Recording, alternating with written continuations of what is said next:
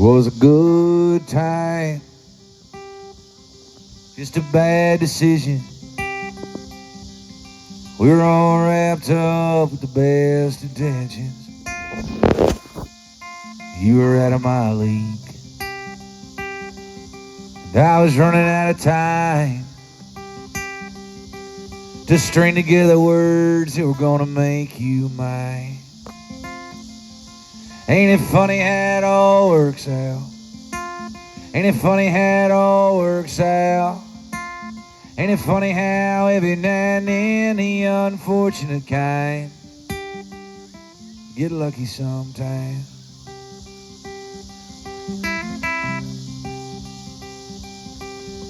"39 years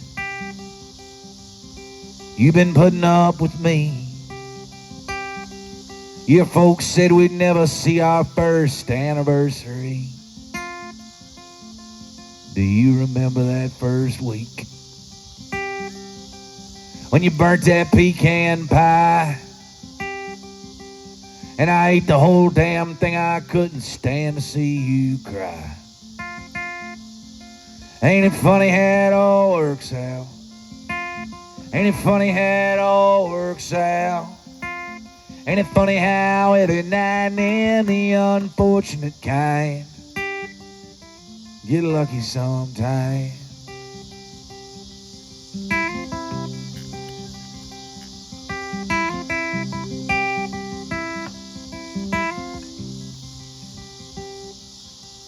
Then you got sick, and things just weren't the same. There were days I'd come to visit, you didn't even know my name. And I watched you fade away while I was holding tight to you, until the nurses pulled me back and said there's nothing you can do. Ain't it funny how it all works out? Ain't it funny how it all works out? Ain't it funny how every now and then the unfortunate kind get lucky sometime?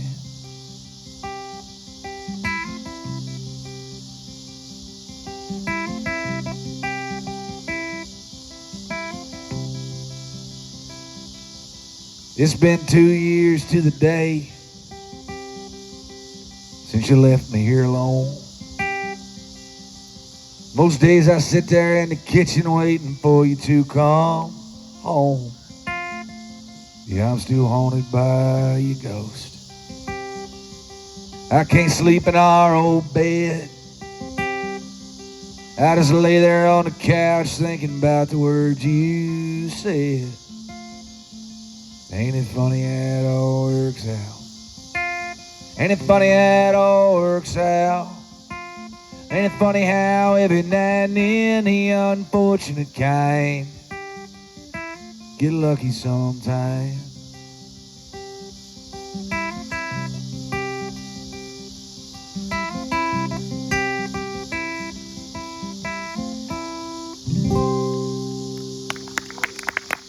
Thank you so much.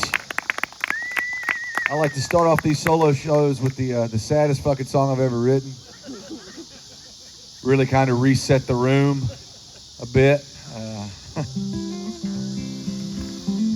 That's one of those songs that it's a polarizing song. Because some people are like, oh, I love sad songs. And then some people are like, oh man, this is going to be a really depressing 90 minutes of music. And it's always fun to play that song and look out in the crowd. Because for the first two verses, I keep most of you there. But then I lose about half of you over my pronunciation of a nut. I say pecan. And depending on whether I'm east or west of the Mississippi River, that usually, people challenge my pronunciation of a pecan. And I'm here today to tell you why I'm right and why you are horribly wrong. There's these trees that occur in nature called pecan trees. They produce these beautiful nuts called pecans. Nobody's arguing that. When they're on the tree, they're a pecan. When they fall off the tree, they're a pecan. When they hit the ground, they're a pecan. When you pick them up put them in a bushel basket, still a pecan, walk them into your house, still a pecan, put them on the kitchen counter, still a pecan, but the fucking second the sugar hits it, friend, that's a pecan. Pecan pie, pecan praline, pecan sandies. What are they made out of? Pecans, you silly goose.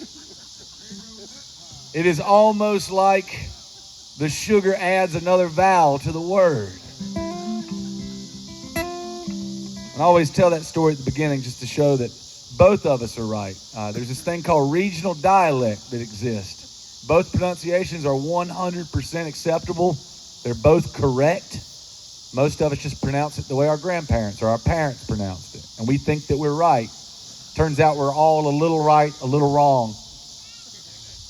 We'll get to much bigger versions of that later in the set. Let's just start off with nuts.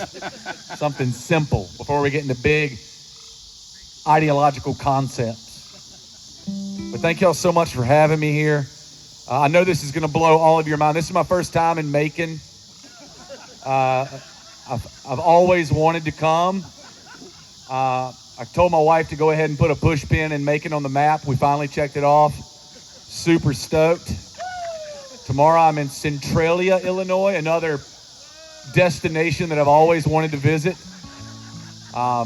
Music takes you wild places, you know. Some people are like, what was Europe like? What's Australia like? I'm like, have you ever been to Macon, Illinois? Fuck Italy. There's no language barrier here. And I'm sure y'all have something you call pizza, you know? Anyway, I wrote this next song. This next song is about sense memory. It's my favorite of the human phenomenons that happen. The way that a sound or a sight or a taste can immediately take us back somewhere, transport us to a time and a place. Sounds. For me, that's 90s country music. I'm immediately transported back to the back of my dad's S10 Blazer. Hot vinyl seats on the back of my legs, just burning. All four windows down because he's cheap and he refuses to turn the air conditioner on. Yeah, it messes with the gas mask. Exactly what it does. Smoking like a true dad over there. Just shorts and a Bud Light and just knowledge. Hell yeah. That's the guy right there. But yeah, I'll never be able to hear like a Joe Diffie cassette without immediately being transported back to 1993. It's my favorite thing, and I see it crystal clear just by hearing a song. Smell, honeysuckle. For me, honeysuckle immediately takes me back to my first relationship. I'm not going to explain that. First relationship I was ever in, honeysuckle takes me right back.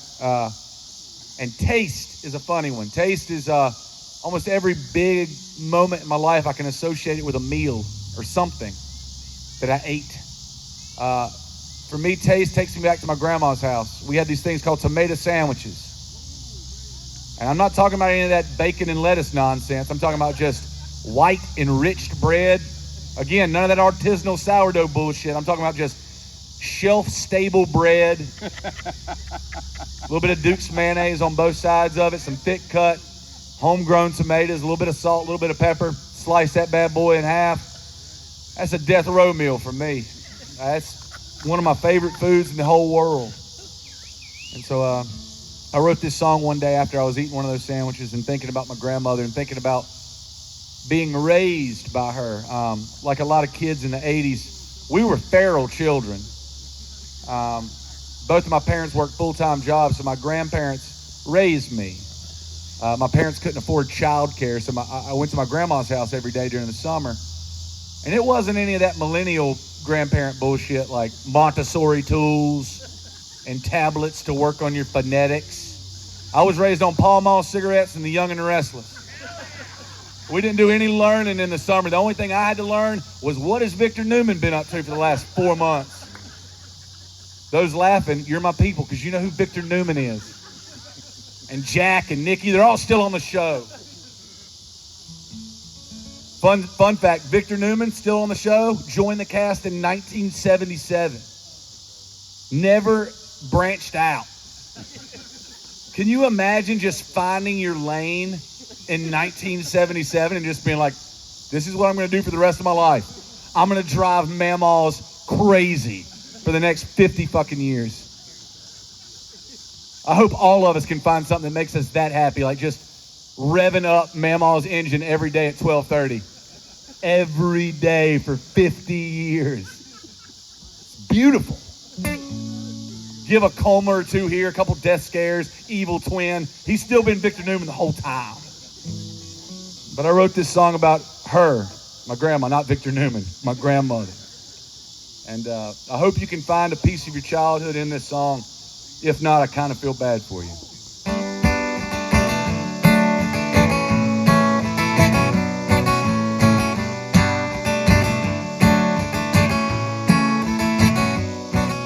I still see you when I close my eyes on your back porch in the summertime. Kids on mama's side in the backyard, running wild as kudzu vines.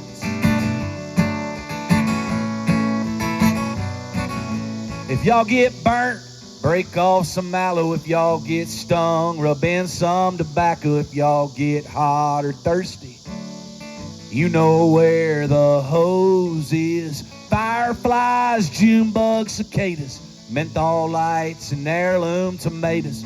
Grab anything you want from the garden. Better stay out of my roses.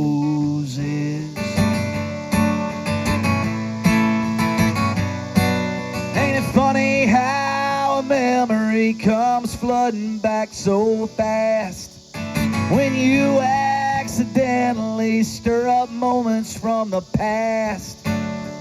Back when things are easy, not a care in the world. Back when summer days seem to move in circles. Duke's mayonnaise and Cherokee purple.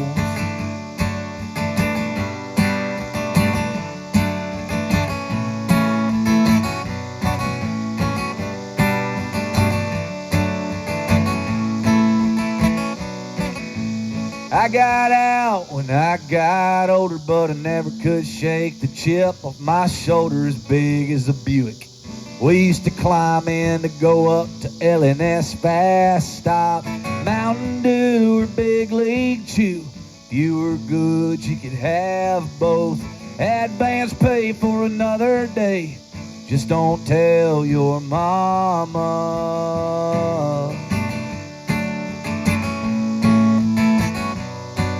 Ain't it funny how a memory comes flooding back so fast when you accidentally stir up moments from the past?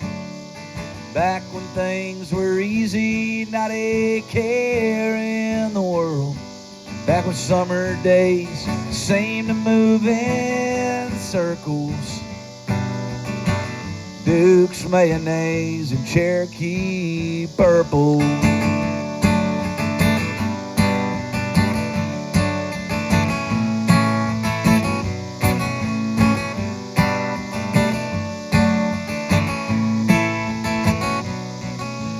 We lost her back in '95, but every single year about this time, something silly as a sandwich brings her back to the forefront of my memory. I can still hear the way she laughs or the way that sweet tea tasted. Grab a chair, boy, from over there. These beans ain't gonna snap themselves.